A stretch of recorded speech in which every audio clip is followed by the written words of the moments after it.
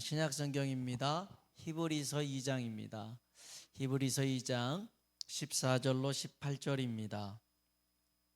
히브리서 2장 14절로 18절 같이 한번 읽어볼까요?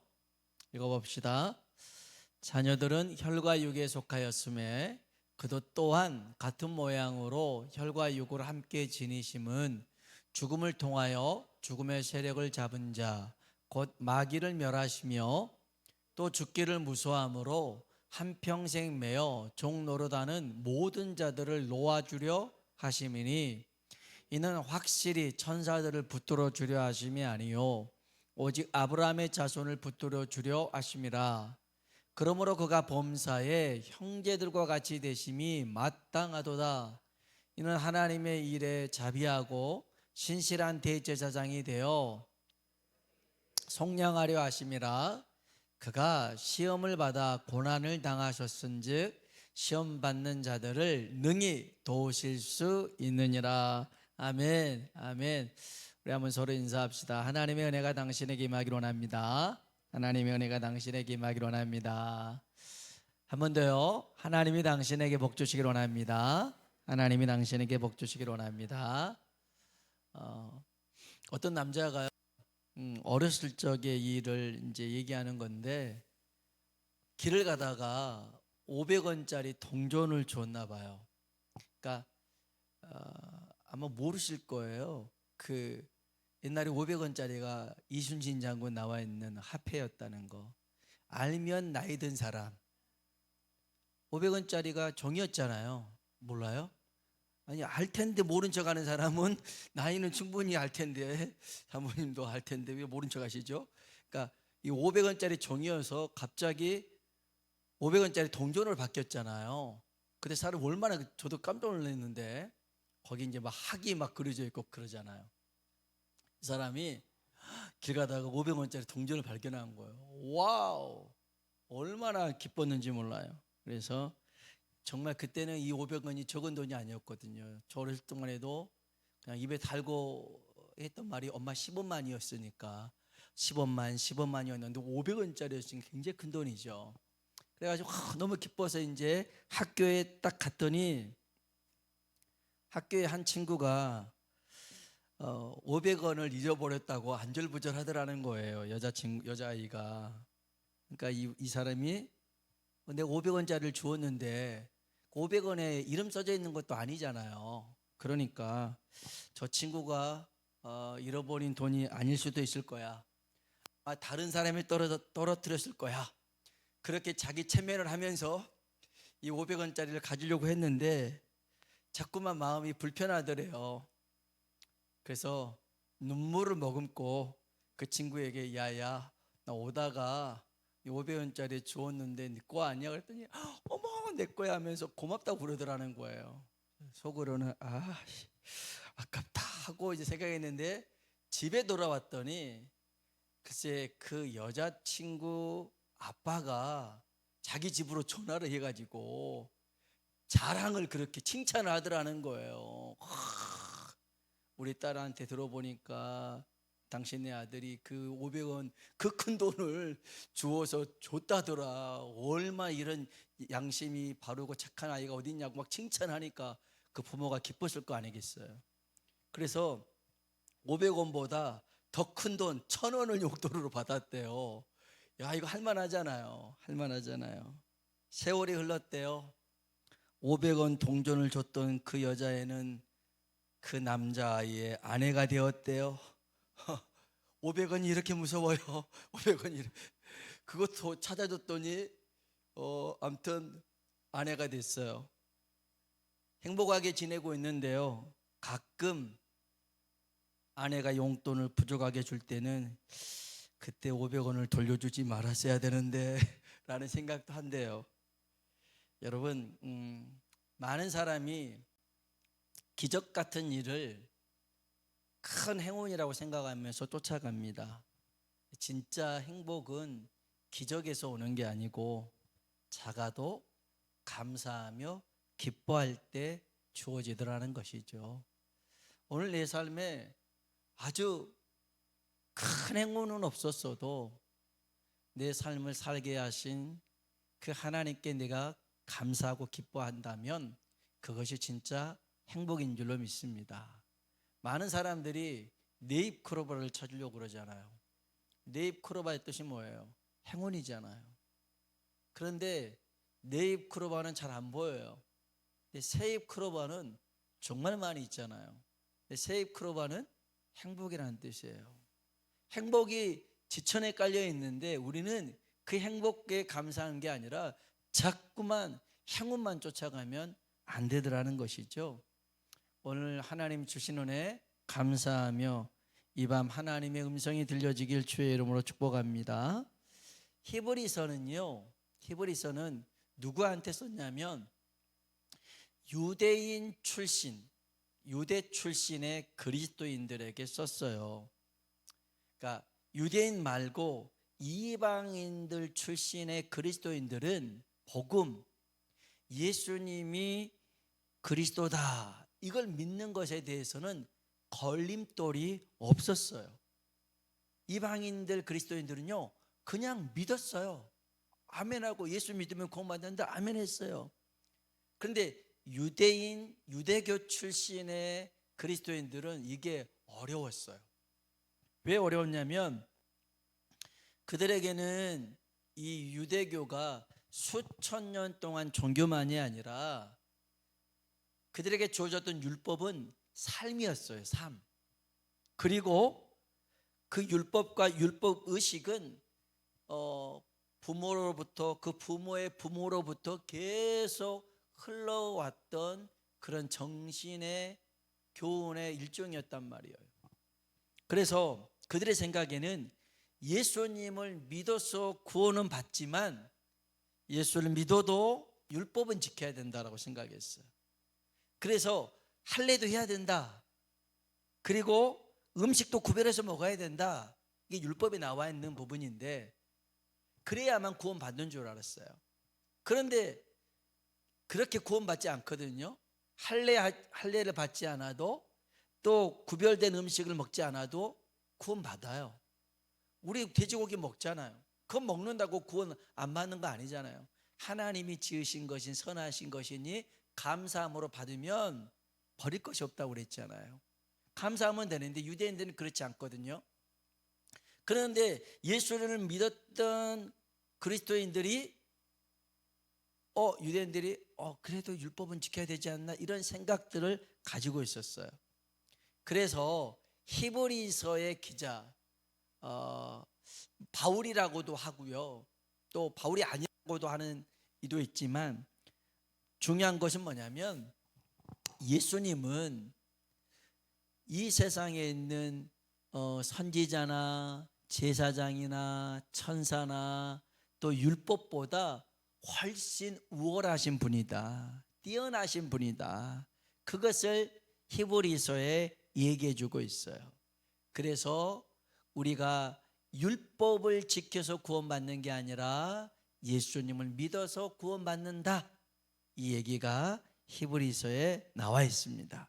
그러면서 하나님의 아들 예수 그리스도가 이 땅에 육신을 입고 오신 이유에 대해서 오늘 본문에 설명하고 있어요. 주님이 이 땅에 육신을 입고 오셨는데요, 우리와 같이 되셨어요. 우리랑 똑같이 이런 형체를 입었다는 거죠. 그리고 우리를 형제라고 부르시는데 부끄러워하지 않으신대요. 성경 한번 볼까요? 히브리서 2장 11절입니다. 읽어봅시다. 거룩하게 하시니와 거룩하게 함을 입은 자들이 다 한 근원에서 난지라. 그러므로 형제라 부르시기를 부끄러워하지 아니하시고. 아멘. 자, 처음에 거룩하게 하신 이가 누구냐면 우리를 거룩하게 하신 분은 예수님입니다. 예수님이죠. 그 다음에 거룩하게 함을 입은 자들이 누구예요? 우리들입니다. 다 예수님과 우리가 한 근원에서 났대요. 하나님에게서 났더라는 겁니다. 하나님에게서. 그래서 예수님이 우리를 보고 형제라 부르기를 부끄러워하지 않는데요. 여러분 좀 잘 나가고 또 성공하고 그러면 우리 삼촌이야, 우리 누구야 이렇게 얘기할 수 있지만 어디서 사고치고 돌아다니고 막 나쁜 짓 하고 돌아다니면 저분이 나의 이모부가 되시고 말 꺼내지도 않잖아요. 절대 모른 척 하잖아요. 근데 여러분 보세요. 우리가 얼마나 잘 넘어지고 깨지고 이런 존재들 아닙니까? 그럼에도 불구하고 예수님은 우리 보고 형제라 부르시기를 부끄러워하지 않는답니다. 오히려 범사의 모든 일에 우리와 같이 되기를 원하셨대요. 이유가 있어요. 첫 번째는요, 예수님께서 마귀를 멸하고 우리에게 자유를 주기 위해서 육신을 입고 오셨대요. 성경 잘 봅시다. 히브리서 2장 14절 15절입니다. 읽어볼까요? 자녀들은 혈과 육에 속하였음에 그도 또한 같은 모양으로 혈과 육을 함께 지니심은 죽음을 통하여 죽음의 세력을 잡은 자 곧 마귀를 멸하시며 또 죽기를 무서워함으로 한평생 매어 종 노릇하는 모든 자들을 놓아주려 하심이니. 아멘. 여기 14절에 보니까요, 죽음을 통하여 죽음의 세력을 잡은 자 마귀입니다. 마귀를 멸하시려고 예수님이 육신을 입고 오셨답니다. 여러분, 마귀는요 죽음의 세력을 잡은 자라는 겁니다. 마귀가 하는 짓거리가 있습니다. 우리의 영혼을 도둑질합니다. 그리고 죽입니다. 그리고 멸망시키러 왔습니다. 그래서 예수님이 요한복음 10장 10절 그 상반절에 한번 볼까요? 읽어봅시다. 도둑이 오는 것은 도둑질하고 죽이고 멸망시키려는 것뿐이요. 아멘. 마귀를 도둑이라고 주님이 묘사한 건데요, 도둑이 오는 것은요 도둑질하러 왔어요. 그리고 죽입니다. 그리고 멸망시킵니다. 여러분, 마귀는요 우리의 영혼을 도둑질합니다. 하나님이 주신 영혼을 도둑질하는데 어떻게 도둑질을 하냐면 죄입니다. 죄. 범죄하도록 유혹하고 넘어지게 만들어서요 결국엔 영원한 멸망으로 이끌어가는 게 마귀가 하는 짓입니다. 그래서 로마서 6장 23절에 한번 볼까요? 읽어봅시다. 아멘. 죄의 싹, 죄의 값, 죄의 결과는 뭐라고요? 사망이라는 겁니다. 사망. 여러분, 죄에 이르게 하는 것이 있어요. 우리를 죄에 넘어지게 하는 게 있어요. 우리가 죄에 반응하는 이유는 한 가지입니다. 왜 우리가 죄를 져요? 이것 때문에 죄를 짓는 겁니다. 성경은 그게 욕심이라고 얘기합니다. 야고보서 1장 15절에 보니까요, 같이 한번 야고보서 1장 15절 말씀 읽어보도록 하겠습니다. 읽어볼까요? 욕심이 잉태한 즉 죄를 낳고 죄가 장성한 즉 사망을 낳느니라. 아멘. 아멘. 보세요. 욕심이 잉태한 즉 뭘 낳아요? 죄를 낳아요. 죄를 낳아요. 죄가 장성해요. 그러면 어디에 이르러요? 사망에 이를 수밖에 없더라는 거예요. 그래서 마귀가 우리를 범죄케 하는 이유가 뭐냐면 우리가 그 욕심을 가지고 있는 것을 어떻게 기가 막히게 알아서 그것에 반응해서 넘어지게 만듭니다. 아담과 하와를 뭐로 유혹했어요? 선악과로 유혹했어요. 근데 선악과에 대해서 아담과 하와가 전혀 욕심이 없었더라면 아무리 뱀이 유혹해도 넘어지지 않아요. 넘어지지 않아요. 그런데 거기에 반응했다라고 하는 것은 내 눈이 밝아져서 하나님처럼 될 거야, 그 말에 반응하기 시작한 거였어요. 욕심입니다. 욕심. 이 우리의 살아가면서 욕심을 대표하는 것이 있어요. 성경은 그걸 뭐라고 하냐면 돈을 사랑하는 거예요. 여러분, 돈 좋아하지 않는 사람 어디 있어요? 없어요? 그렇죠? 다 좋아하죠. 돈 다 좋아합니다. 그런데 성경은 뭐라고 하냐면 돈을 사랑하는 것, 그게 욕심이래요. 그래서 성경은 이렇게 얘기하고 있어요. 디모데전서 6장 10절이에요. 같이 한번 읽어볼까요? 돈을 사랑함이 일만하게 뿌리가 되나니 이것을 탐내는 자들은 미혹을 받아 믿음에서 떠나 많은 근심으로써 자기를 찔렀도다. 아멘, 아멘. 일만 악의 뿌리가 뭐예요? 일만 가지 악의 뿌리가 되는 거예요. 악이 하나 두 개가 아니에요. 10개 100개가 아니에요. 만 가지의 악의 뿌리가 뭐래요? 돈을 사랑하는 거라는 거죠. 여러분, 돈을 좋아할 수 있어요. 그러나 여러분, 성경은 돈을 사랑하지 말라는 거예요. 돈을 사랑하는 것은 1만 가지 악의 뿌리가 되어서 탐하는 자들, 욕심을 내는 자들이 그게 미혹을 받는데요. 그래서 믿음에서 떠나고 많은 근심으로서 자기를 찔렀도다 일러주고 있어요. 여러분, 그래서 우리가 돈을 사랑하지 않는 방법이 뭐예요? 욕심 부리지 않고 살려면 디모데전서 6장 6절에 보니까 자족하는 마음을 가지래요. 자족이 뭐예요? 내게 주어진 것에 감사하는 마음이에요. 감사하는 것.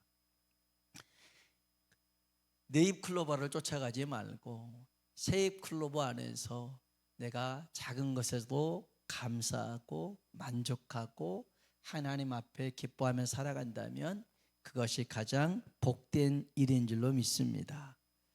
여튼 이 마귀라는 놈이요, 우리 욕심을 자극을 해가지고 범죄하게 만듭니다. 죄를 범하게 만들어요.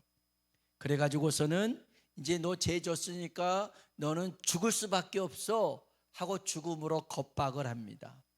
그래서 영원한 멸망, 지옥의 길로 이끌어 가려고 하죠. 그런데 예수님이 우리와 똑같은 모습으로 이 땅에 오셨어요.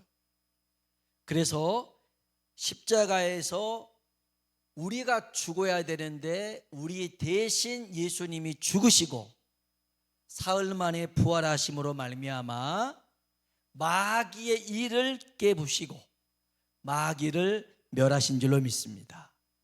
여러분, 마귀가 하는 것은요, 예수님을 십자가에 죽게 만드는 거였어요.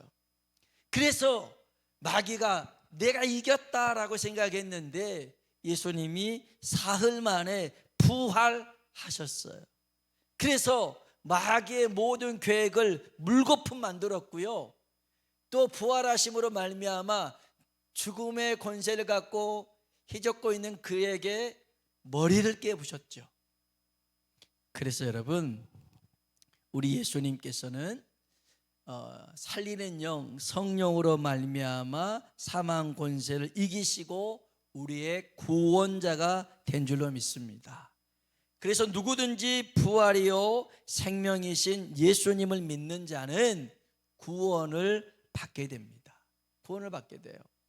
그렇기 때문에 예수님을 믿는 자는 더 이상 죄의 종도 아니고 마귀의 종도 아니고 죽음을 두려워할 자가 아니라는 것입니다. 우리는 예수님을 믿음으로 말미암아 우리에게는 자유가 주어졌고요, 이 땅에서 삶을 마감하고 난 뒤로도 우리 주님과 함께 영원토록 그 부활의 소망 가운데 살게 될 줄로 믿습니다. 그래서 예수님이 육신을 입고 이 땅에 오셔서 우리 죄를 대신해서 죽음으로 말미암아 마귀의 일도 마귀도 멸하면서 이제는 우리가 마귀의 종이 아니야, 너는 자유함을 얻었어 라고 예수님이 부활하심으로 우리에게 말씀하고 계십니다. 그러니 더 이상 죄에 매여 있지 말고 죄의 종로로 가지도 말고 예수의 이름으로 자유를 누리며 살아가길 주님의 이름으로 축원합니다. 두 번째, 예수님이 육신을 입고 이 땅에 오신 이유가 뭡니까? 시험을 받은 자와 고난당한 자를 도와주시려고 오셨다는 겁니다. 히브리서 2장 17절 18절 볼까요? 읽어보겠습니다.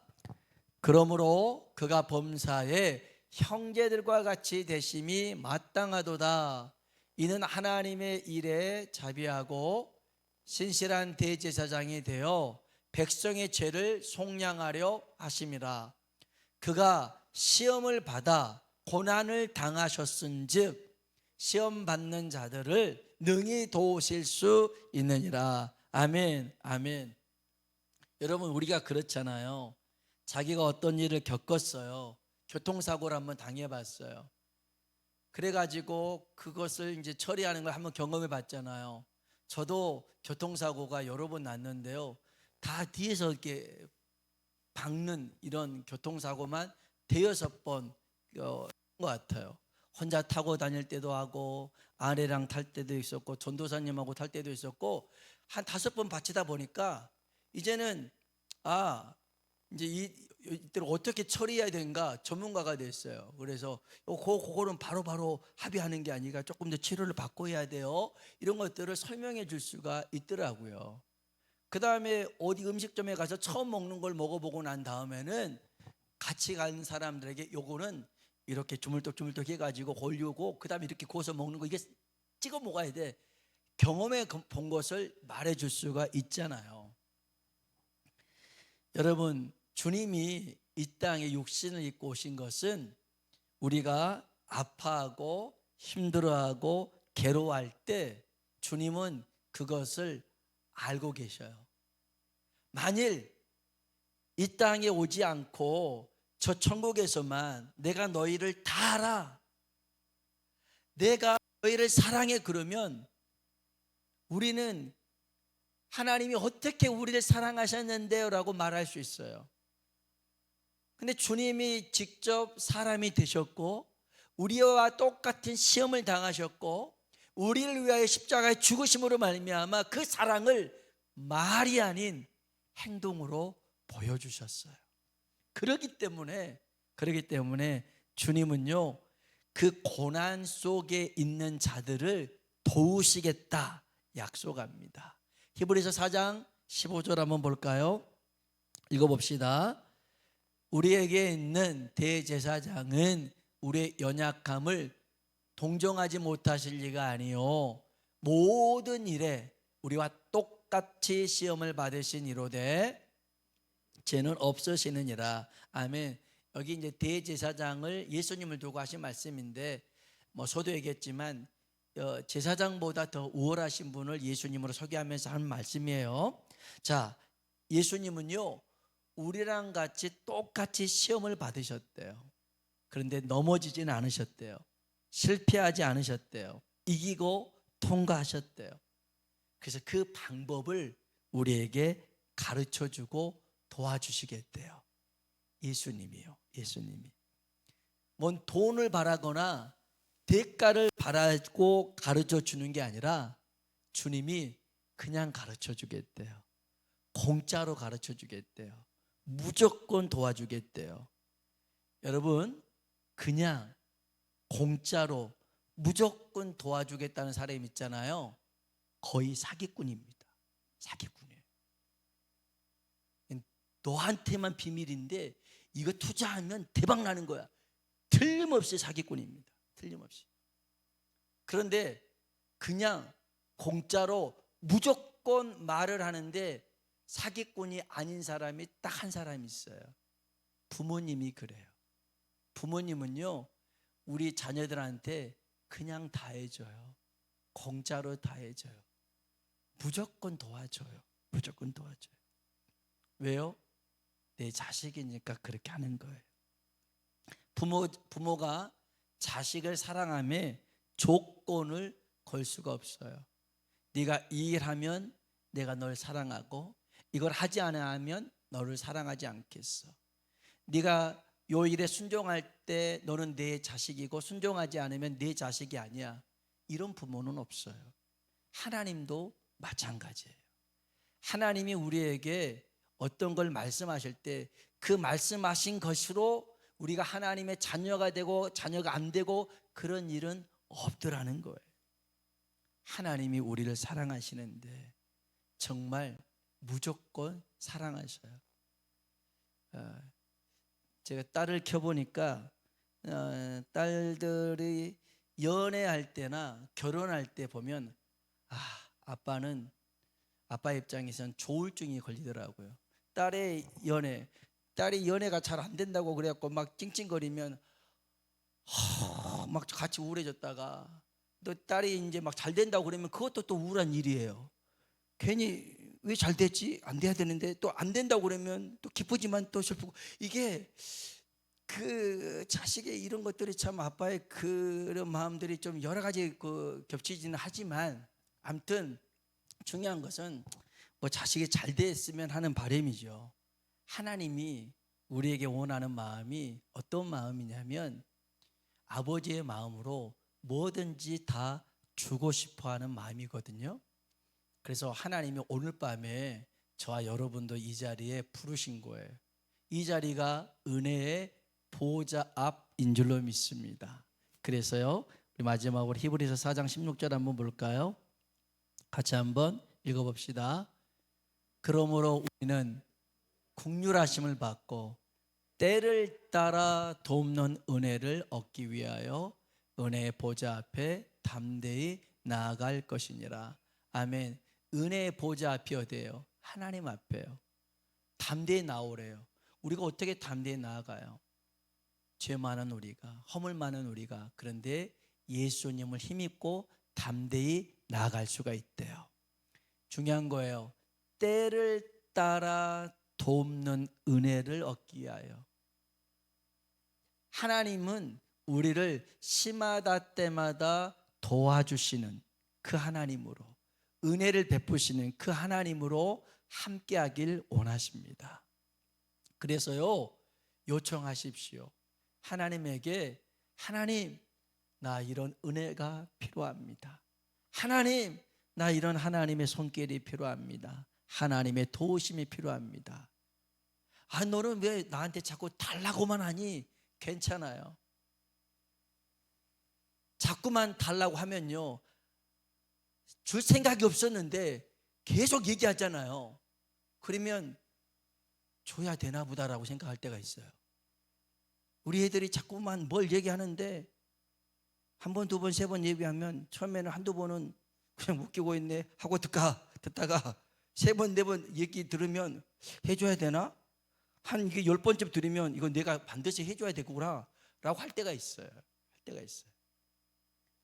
물론 그게 큰 게 아니라 이제 제 수준에서 할 수 있는 것은 이제 그런 것이겠지만, 여러분, 하나님도 마찬가지예요. 너 왜 그딴 걸 구하니? 너 그런 거 구하지 마. 물론 그렇게 하실 때도 있지만 하나님은요, 우리가 구하는 것, 때를 따라 돕는 은혜를 주기 위해서 하나님 지금도 준비하고 계신 줄로 믿습니다. 이 땅에 오셨단 말이에요. 그래서 여러분이 요청하세요. 그러면 주님이 능히 시험 당한 자를 도우실 줄로 믿습니다. 이런 하나님의 손길이 오늘 이 밤 우리 가운데 나타나길 축복합니다.